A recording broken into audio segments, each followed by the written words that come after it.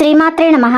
గడపకు పసుపు రాసి కుంకుమ బొట్టు పెట్టే ప్రతి మహిళ తప్పక ఈ వీడియో చూడండి. చాలా మంది మహిళలు గడపకు ప్రతిరోజు పసుపు కుంకుమలు రాస్తూ ఉంటారు. కొంతమంది కేవలం మంగళవారం శుక్రవారం రోజుల్లో మాత్రమే రాస్తారు. ఇంకొంతమంది అది కూడా చేయరు. ఎప్పుడో పండగలకు పబ్బాలకు గడపకు పసుపు రాసి కుంకుమ బొట్టు పెడతారు. ఇలా గడపకు పసుపు కుంకుమను రాయటం వలన సూక్ష్మక్రిములు చనిపోతాయి అనే సంగతి అందరికీ తెలుసు. కానీ గడపకి పసుపు కుంకుమలు రాయటం వెనుక ఇంకా మనకు ఎన్నో తెలియని ఉపయోగాలు ఉన్నాయి. మరి ఆ ఉపయోగాలు ఏమిటో ఇప్పుడు మనం ఈ వీడియోలో వివరంగా తెలుసుకుందాం. ముందుగా అందరూ ఈ వీడియోని చూసే ముందు తప్పకుండా ఈ వీడియోకి ఒక లైక్ చేసి జై శ్రీకృష్ణ అని కామెంట్ చేయండి. వీడియోని లైక్ చేయటం మాత్రం అస్సలు మర్చిపోవద్దు. గడపకు పసుపు రాసి కుంకుమ బొట్టు పెట్టడం వలన లక్ష్మీదేవి ఇంట్లో కొలువై ఉంటుంది.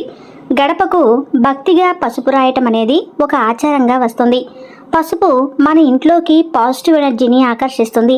ఇంట్లో ఎలాంటి వాస్తు దోషాలు ఉన్నా వాటన్నిటినీ కూడా నివారణ చేస్తుంది.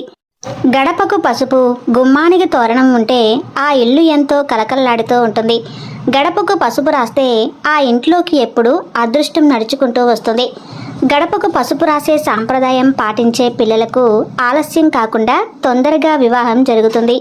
సమయానికి వివాహం జరగడమే కాకుండా మంచి వరుడు వస్తాడు. మనసు అర్థం చేసుకునేవాడు, ఎప్పుడూ విడిపోనివాడు వస్తాడు. గడపకు పసుపు రాసి కుంకుమ బొట్లు పెట్టే గృహిణి యొక్క భర్త ఎప్పుడూ కూడా కష్టపడడు. ఇలాంటి ఇళ్లలో ఆదాయం బాగుంటుంది, సుఖ సంతోషాలు ఉంటాయి. ఆ ఇల్లు సర్వ సౌఖ్యాలతో స్వర్గతుల్యంగా ఉంటుంది. పిల్లలు మంచి ఆశయాలతో పెరిగి కుటుంబానికి మంచి ఉన్నతిని తెస్తారు.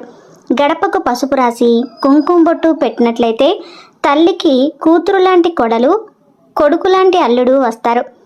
గడపకు పసుపు రాసి కుంకుమ బొట్లు పెడితే లక్ష్మీప్రదం. గుమ్మానికి పసుపు రాయటం వలన మన ఇంట్లోకి వెళ్ళినప్పుడు లేదా బయటకు వెళ్ళినప్పుడు పసుపు మన కాళ్ళకు అంటుకుంటుంది. ఆ పసుపులోని యాంటీబయోటిక్ గుణం మనకు తెలియకుండానే మన కాళ్ళను శుద్ధి చేస్తుంది.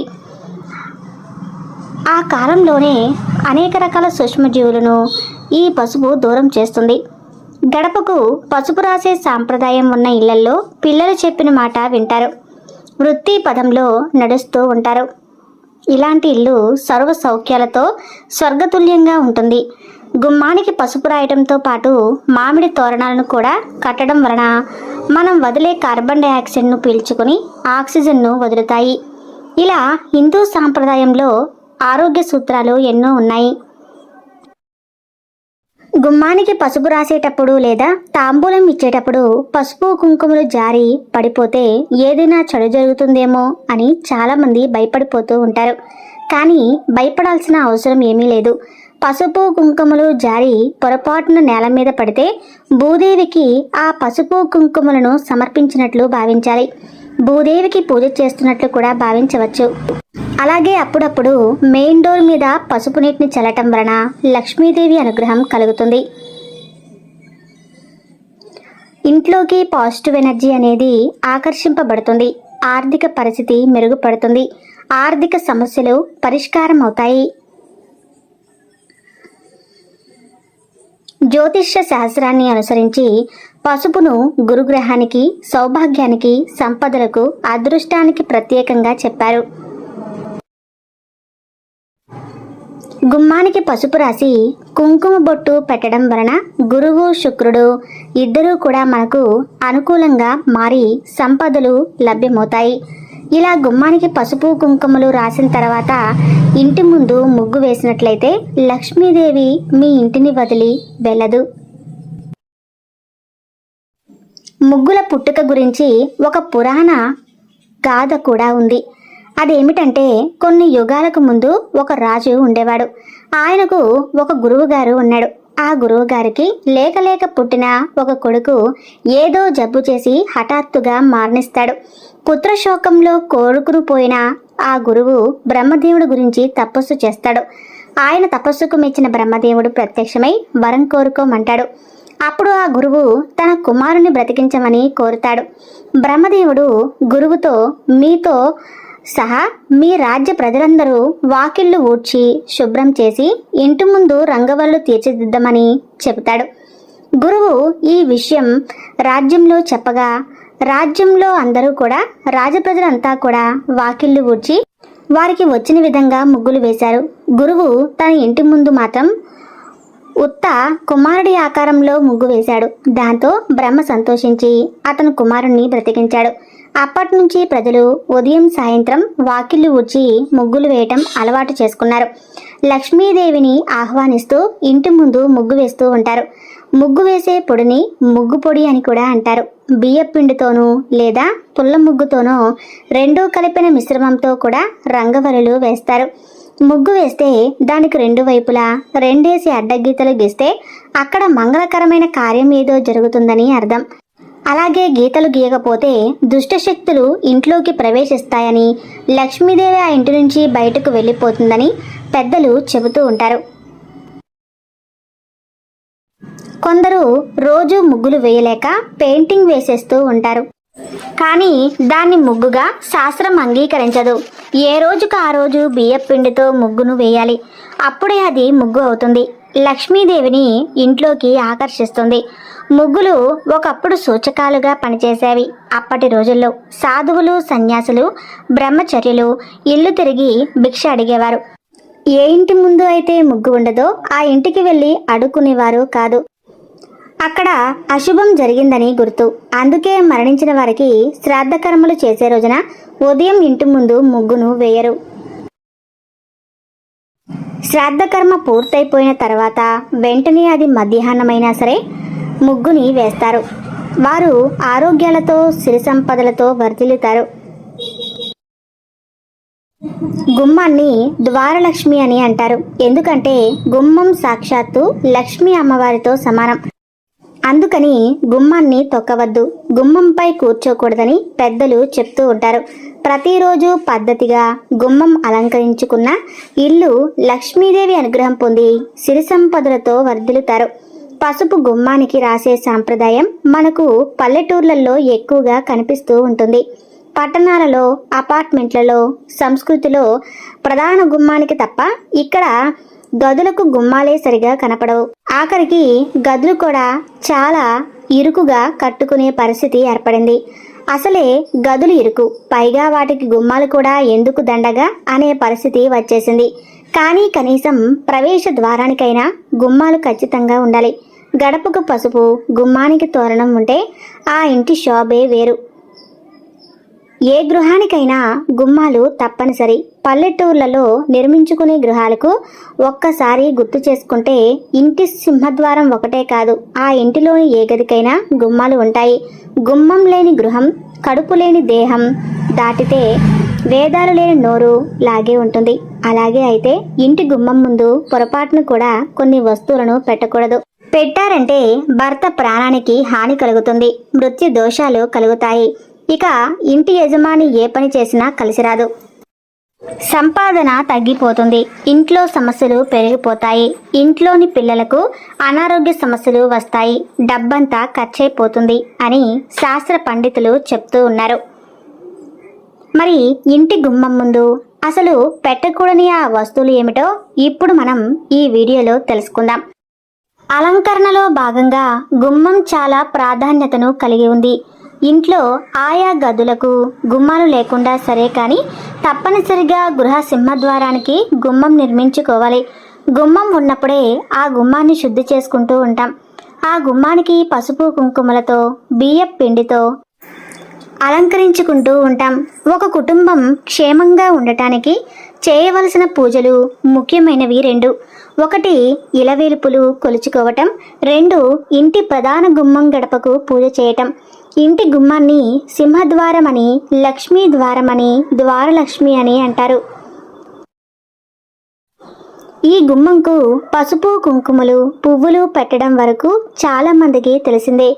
అసలు ఎందుకు చేయాలో తెలియకపోయినా పెద్దవారి నుండి సాంప్రదాయంగా ఆచరిస్తూ ఉన్నారు.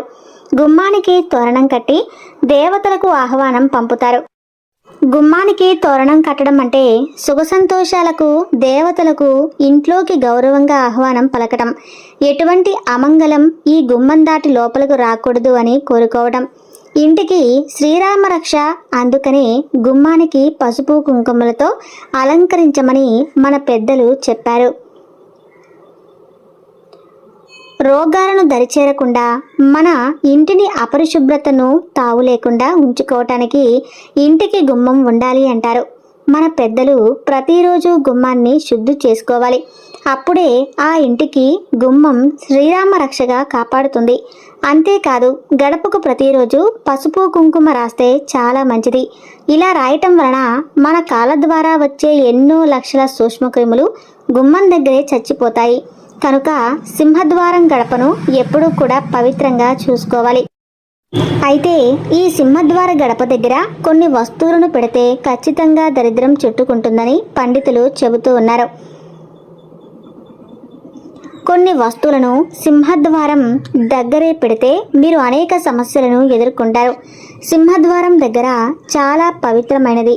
సింహద్వారంలో నుంచే లక్ష్మీదేవి మన ఇంట్లోకి వస్తుంది. అలాంటి సింహద్వారం దగ్గర అసలు ఈ పనులు చేయకూడదు. తెలియక చేస్తే అంతా దరిద్రమే చుట్టుకుంటుంది. ఇంట్లోకి లక్ష్మీదేవి అడుగు పెట్టాలంటే ప్రధాన ద్వారం గుమ్మం దగ్గర ఎంతో పరిశుభ్రంగా ఉండాలి. వాస్తుశాస్త్ర నిపుణులు కూడా చెబుతూ ఉన్నారు. ఇంటి ప్రధాన ద్వారాన్ని, గుమ్మాన్ని లక్ష్మీదేవిగా భావిస్తాము. కనుక ఇంటి గుమ్మంపై కూర్చుని ఎట్టి పరిస్థితుల్లో భోజనం చేయకూడదు. అలాగే ఇంటి గుమ్మం దగ్గర గోర్లు కత్తిరించుకోకూడదు. చాలామంది గుమ్మం మీద కూర్చొని పూలమాలలు కడుతూ ఉంటారు. కానీ పొరపాటును కూడా గుమ్మం మీద కూర్చొని ఇలాంటి పనులు అస్సలు చేయకూడదు. అసలు గుమ్మం మీద కూర్చోవటమే పెద్ద తప్పు. ఇలా చేస్తే లక్ష్మీదేవిని అవమానించినట్లు అవుతుంది. చాలామంది ఆడవారు కూర్చోవటానికి పీట లేదని గడప మీద కూర్చొని చేయకూడని పనులు ఎన్నో చేస్తూ ఉంటారు. ఇది వారి బద్ధకానికి ప్రతీక. ఎప్పుడైతే మనిషిలో బద్ధకం పెరుగుతుందో అప్పుడే వారి పతనం మొదలవుతుంది. కాబట్టి గుమ్మం విషయంలో పొరపాటున కూడా ఈ తప్పులు చేయవద్దు అని మన పెద్దలు చెప్తూ ఉంటారు. అలాగే చాలామందికి ఉన్న అలవాటు ఏంటంటే గుమ్మం దగ్గర చెప్పులు పెడుతూ ఉంటారు. కానీ అలా పెట్టకూడదు.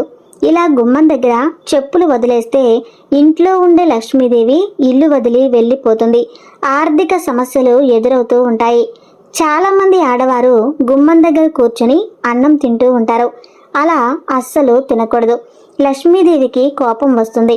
కొంతమంది ఇంటి గుమ్మం దగ్గర క్యాలెండర్లు కూడా పెడుతూ ఉంటారు లేదా వేలాడదీస్తూ ఉంటారు.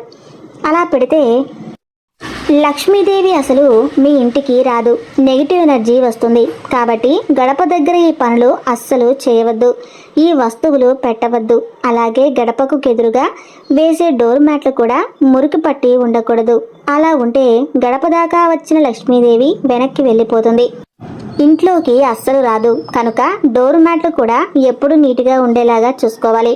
అదేవిధంగా మీరు సింహద్వారం ముందు వేసే డోర్ మ్యాట్లు బ్లాక్ కలర్లో ఉంచకూడదు. రెడ్ అండ్ గ్రీన్ కలర్లో ఉంటే చాలా మంచిది. అదేవిధంగా సింహద్వారం పక్కన కానీ దగ్గర కానీ ఇంట్లో చెత్త వేసే డస్ట్బిన్ లాంటివి అస్సలు ఉంచకూడదు. చీపురులు కూడా గుమ్మం దగ్గర పెట్టకూడదు. కొంతమంది ఆడవాళ్ళు గుమ్మంపై తలపెట్టి నిద్రిస్తూ ఉంటారు. అలా చేస్తే ఇంటి యజమానికి గండమని శాస్త్రాలలో ఉంది. కనుక గుమ్మం మీద ఎప్పుడూ కూడా తలపెట్టి నిద్రించవద్దు. అది చాలా పెద్ద దోషం. చాలామంది గుమ్మం పక్కన చీపురులు పెడుతూ ఉంటారు. కానీ అలా చేయకూడదు. దాని వలన ఇంటి యజమానికి అనారోగ్య సమస్యలు వస్తాయి. పగిలిన వస్తువులను గుమ్మం దగ్గర పెడితే ఆర్థిక ఇబ్బందులు ఎదురవుతాయి. ధనమంతా కూడా తుడిచిపెట్టుకుని పోతుంది. చిన్న పిల్లలు కూడా గడప మీద నిల్చొని ఏడవకూడదు. చాలామంది పిల్లలు గుమ్మం పై నుంచొని ఏడుస్తూ ఉంటారు. మనం తరచూ చూస్తూనే ఉంటాం. ఈ పొరపాటు కూడా చేయకూడదు. ఈ పొరపాటు జరగకుండా చూసుకోవాలి ఆడవారు. ఆడవారు ఏడిస్తే ఇంటికి అంటే చిన్నపిల్లల గుమ్మంపై నిలిచిన ఏడిస్తే ఇంటికి అరిష్టం. ఏం జరుగుతుంది? ఈ తప్పు పనులు గుమ్మం దగ్గర చేయకూడదు. అలాగే గుమ్మం ముందు చాలామంది గుమ్మడికాయలు, కొబ్బరికాయ లాంటివి కడుతూ ఉంటారు. కానీ అవి కుళ్ళిపోయినా వాటిని తీయకుండా అలాగే వదిలేస్తారు. అలా కుళ్ళిపోయిన పాడైపోయిన దిష్టి గుమ్మడికాయలు గుమ్మం ముందు ఉంటే ఇంటి యజమాని ఆరోగ్యం దెబ్బతింటుందని పండితులు చెబుతున్నారు. కాబట్టి ఇంటి మెయిన్ డోర్ దగ్గర కుళ్ళిన దిష్టి గుమ్మడికాయలను, నిమ్మకాయలు, కొబ్బరికాయలు లేకుండా చూసుకోవాలి. మరొక ముఖ్య విషయం ఏమిటంటే కొంతమంది గుమ్మం దగ్గర చెంబుతో నీళ్లు పెడుతూ ఉంటారు. లక్ష్మీదేవి తన ఇంటికి వస్తుందని భావిస్తూ ఉంటారు. కానీ అలా చెంబుతో నీటిని 3 రోజులకు ఒకసారి మాత్రమే పెట్టాలి. ప్రతిరోజు పెట్టడం అంత మంచిది కాదని పండితులు అంటూ ఉన్నారు. గుమ్మాన్ని ఎప్పుడూ కూడా పరిశుభ్రంగా ఉంచుకోవాలి. అమ్మవారిగా భావించి గౌరవంగా చూసుకోవాలి. అప్పుడే మనకు లక్ష్మీదేవి అనుగ్రహం కలుగుతుంది. చూశారు కదండి. ఈ వీడియో మీకు నచ్చితే తప్పకుండా లైక్ చేసి జై శ్రీకృష్ణ అని చిన్న కామెంట్ చేయండి. అలానే వీడియోకి లైక్ చేయడం మాత్రం అస్సలు మర్చిపోకండి. ధన్యవాదాలు.